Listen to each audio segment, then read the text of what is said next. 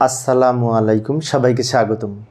প্রিয় শিক্ষার্থী বন্ধুরা, আজকে আমি যে আইসিটি বিষয়ের দ্বিতীয় অধ্যায়ের চট্টগ্রাম বোর্ড 2024 সালে যে সৃজনশীল প্রশ্নটি এসেছিল ওই প্রশ্নটির সঠিক সমাধানের জন্য তোমাদের সাথে আছি আমি মোহাম্মদ সিরাজুল ইসলাম। তো প্রথমে প্রশ্নটা দেখি, প্রশ্ন কি বলা আছে। যে এখানে একটি অনেক বড় উদ্দীপক দেওয়া আছে। তো এখন উদ্দীপকের আলোকে গ আর ঘ এই দুইটা প্রশ্নের উত্তর দিতে হয়। ক এবং খ এই দুইটা প্রশ্নের উত্তর কিন্তু উদ্দীপক ছাড়াই দেওয়া যায়। তো আগে আমরা ক এবং খ উত্তর লিখি, তারপরে গ ঘ উদ্দীপক পড়ে উত্তর করার চেষ্টা করব। ক নম্বরে বলেছে ওয়াই ম্যান কি। তো ওয়াই ম্যান এর পূর্ণরূপ হচ্ছে ওয়্যারলেস মেট্রোপলিটন এরিয়া নেটওয়ার্ক, অর্থাৎ একটি নির্দিষ্ট শহরের মধ্যে অবস্থিত বিভিন্ন কম্পিউটার, বিভিন্ন ডিভাইস এবং ল্যানগুলো সংযুক্ত করার জন্য এই ওয়াই ম্যান ওয়াই ম্যান ব্যবহার করা হয়। ওয়াই ম্যান হচ্ছে ওয়্যারলেস মেট্রোপলিটন এরিয়া নেটওয়ার্ক, অর্থাৎ আমরা ওয়াইফাই হচ্ছে বিশেষ করে ব্লুটুথ, তার চেয়ে বড় ওয়াইফাই, তার চেয়ে বড় ওয়াই ম্যাক্স, তাই না? তো ওয়াই ম্যাক্স কিন্তু ওয়াই ম্যান প্রযুক্তি ব্যবহার করে তৈরি করা হয়। সেজন্য একটি নির্দিষ্ট শহরের মধ্যে ইন্টারনেট কাভার করার জন্য তারবিহীন নেটওয়ার্ককে ওয়াই ম্যান বলে। ওয়াই ম্যানের পূর্ণরূপ ওয়্যারলেস মেট্রোপলিটন এরিয়া নেটওয়ার্ক। তো এতটুকু লিখলে হবে ক নম্বরের জন্য। খ নম্বরে বলেছে স্টার টপোলজি সম্প্রসারিত টপোলজি ব্যাখ্যা করো। স্টার টপোলজিকে যদি এক্সটেনশন করি তো কোন টপোলজি হয় সেটা ব্যাখ্যা করতে হবে।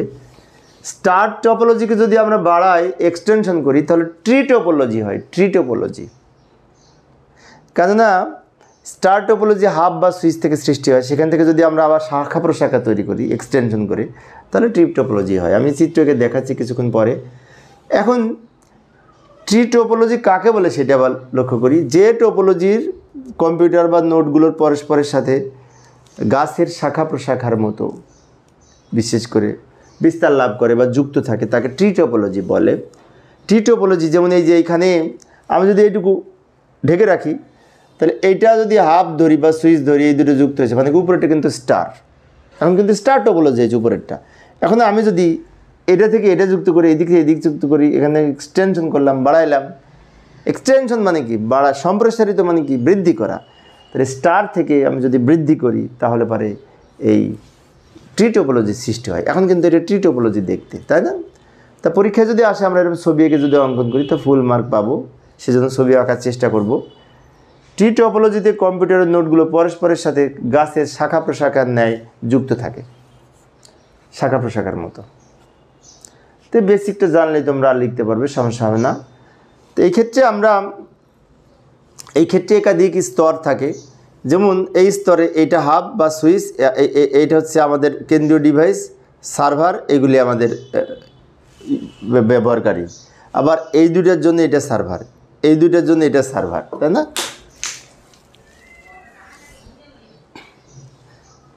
এরপরে আরও একটু লিখতে পারি 2 মার্কসের জন্য, অর্থাৎ এটি বিভিন্ন হোস্ট কম্পিউটার এবং ব্যবহারকারী কম্পিউটারের মধ্যে বিন্যাসটা থাকে মূলত হায়ারার্কি অনুসারে। হায়ারার্কি মানে কি? একটার পর একটা সিকোয়েন্স থাকবে, তাই না? একটার পর একটা ধারাবাহিকতা থাকবে, এটাকে হায়ারার্কি বলে। ট্রি টোপোলজিকে হায়ারার্কিও বলা হয়। প্রত্যেকটি কম্পিউটার হাব এবং সুইচের সাথে যুক্ত করার মাধ্যমে বিশেষ করে এই নেটওয়ার্ক বিভিন্ন স্তরে সজ্জিত থাকে, সেজন্য এই নেটওয়ার্ককে বলা হয় হায়ারার্কিক্যাল। এটুকু লিখলেই হবে। এইবার আমাদের আসল যে পড়া সেটা হচ্ছে 3 নম্বর গ নম্বর প্রশ্নের উত্তর। শফিক সাহেব তার ফোনটি ক্রয় করলেন, তার প্রযুক্তির বৈশিষ্ট্য ব্যাখ্যা করো। এখানে কিন্তু 3 ধরনের মোবাইল আছে। প্রথমে শফিক সাহেবের কাছে একটা মোবাইল ছিল, ফোন থাকলেও সেটিকে ভিডিও কনফারেন্সিংয়ের সুবিধা করা যায় না, মানে এটা 3G। আবার তিনি এখন একটা কিনলেন, সেটিতে ভিডিও কনফারেন্সিং করা যায়, এটা 4G। আবার তিনি আরেকটা নাম শুনেছে যে বাজারে একটা নতুন ফোন এসেছে, মিমো পদ্ধতি ব্যবহার করা যায়, মানে মাল্টিপল ইনপুট মাল্টিপল আউটপুট, এইটা আবার 5G। তাহলে পরে এখানে 3G 4G 5G 3 ধরনের তথ্য বলা আছে। আর যেটি কিনেছে সেটা হচ্ছে এইটা। এই যে তিনি একটি মোবাইল ক্রয় করলেন যার মাধ্যমে এই ভিডিও কলের সুবিধা রয়েছে। এটা ভিডিও কলের সুবিধা পাওয়া যায় 4Gতে। তো 4Gর ব্যাখ্যা দিব, 4Gর বৈশিষ্ট্য লিখতে হবে। তো এইভাবে লিখতে পারি উদ্দীপকে শফিক সাহেব যে ফোনটি ক্রয় করেছেন তা 4র্থ প্রজন্মের মোবাইল ফোন বা 4G। নিচে 4Gর বৈশিষ্ট্য ব্যাখ্যা করা হলো। এইভাবে দিতে পারি সহজেই। ইন্টারনেট প্রোটোকল ভিত্তিক নেটওয়ার্কের সুবিধা রয়েছে, তাই না? ইন্টারনেট প্রোটোকলের মাধ্যমে এবং আরেকটা সুবিধা হচ্ছে ডেটা ট্রান্সফারের সর্বোচ্চ রেট 1 Gbps পর্যন্ত হয়ে থাকে। স্পিডও মোটামুটি ভালো 4Gতে। এবং এই HD টিভি বা 3D ছবি দেখার, ভিডিও দেখার সুবিধা রয়েছে 4Gতে।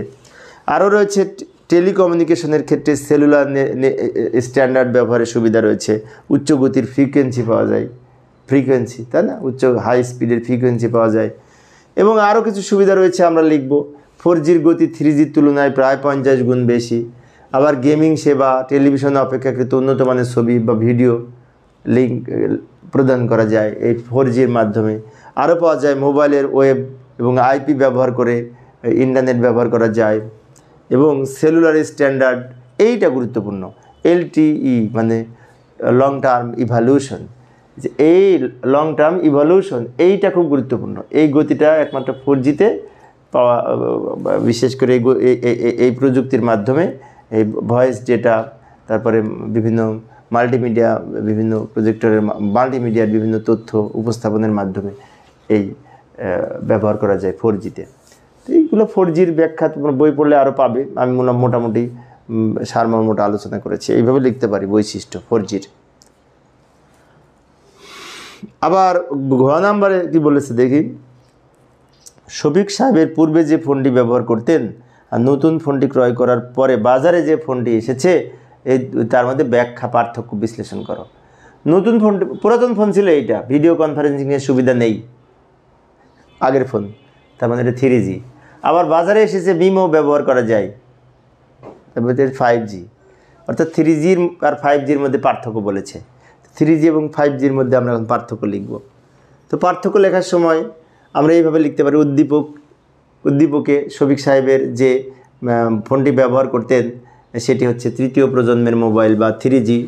আর পক্ষান্তরে নতুন ফোনটি হচ্ছে কেনার সিদ্ধান্ত নিলেন যেটি, সেটা হচ্ছে 5ম প্রজন্মের মোবাইল। আগে যেটি ছিল 3G, মাঝখানে একটি কিনেছে 4G, আবার সামনে কিনতে চাচ্ছে সেটা হচ্ছে 5G। তো এখন আমাদের প্রশ্ন ছিল যেটা আগে ছিল আর যেটা কিনতে চাচ্ছে তার মধ্যে পার্থক্য, তার মানে কি 3G আর 5G এর পার্থক্য। তো 3G তো এই ধরনের ফোন সাধারণত, আর 5Gটা মূলত এখানে 5G উপস্থাপন। এই যে 3G 5Gর মধ্যে পার্থক্য নির্ণয় করব। এখন তোমাদের মনে হতে পারে পরীক্ষায় কি এরকম ছবি আঁকবো? না, ছবি আঁকার দরকার নেই, আঁকতে পারলেও ভালো, কিন্তু ছবি অঙ্কন করার দরকার নেই। আমি একটু বোঝানোর জন্য উপস্থাপন করেছি। তো পার্থক্য দেখি। 3G এবং 5Gর পার্থক্য নিম্নে উপস্থাপন করা হলো। প্রথম পার্থক্য, 3Gর প্রজন্মের মোবাইলের ক্ষেত্রে ডেটা ট্রান্সফার রেট সর্বোচ্চ 2 Mbps, 2 Mbps সর্বোচ্চ, এবং গতি কম, তাই না? কিন্তু 5Gতে 20 Gbps পর্যন্ত সর্বোচ্চ গতি, মানে ব্যান্ডউইথ, অনেক স্পিড, তাই না? কোথায় 2 Mbps আর কোথায় 20 Mbps ডেটা ট্রান্সফার রেট।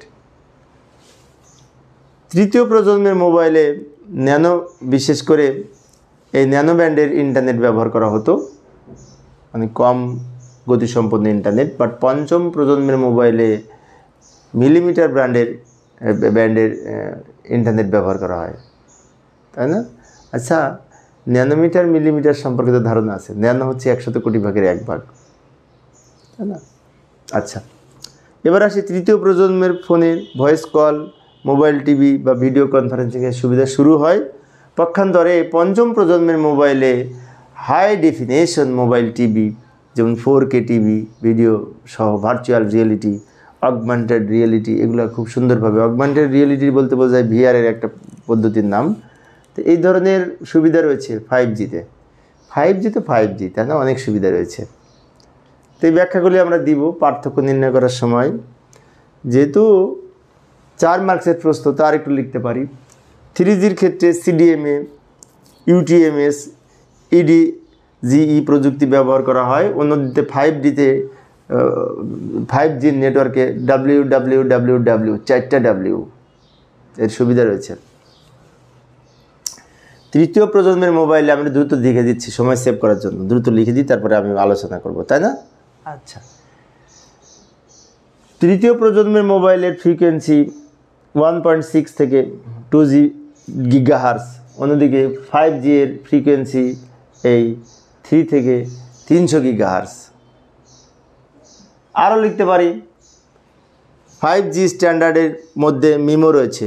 কি রয়েছে? মিমো রয়েছে, তারপরে এই 5NR রয়েছে, মানে নিউ রেডিও টেকনোলজি যাকে বলা হয়, তারপরে আর রেডিও অ্যাক্সেস টেকনোলজি রয়েছে।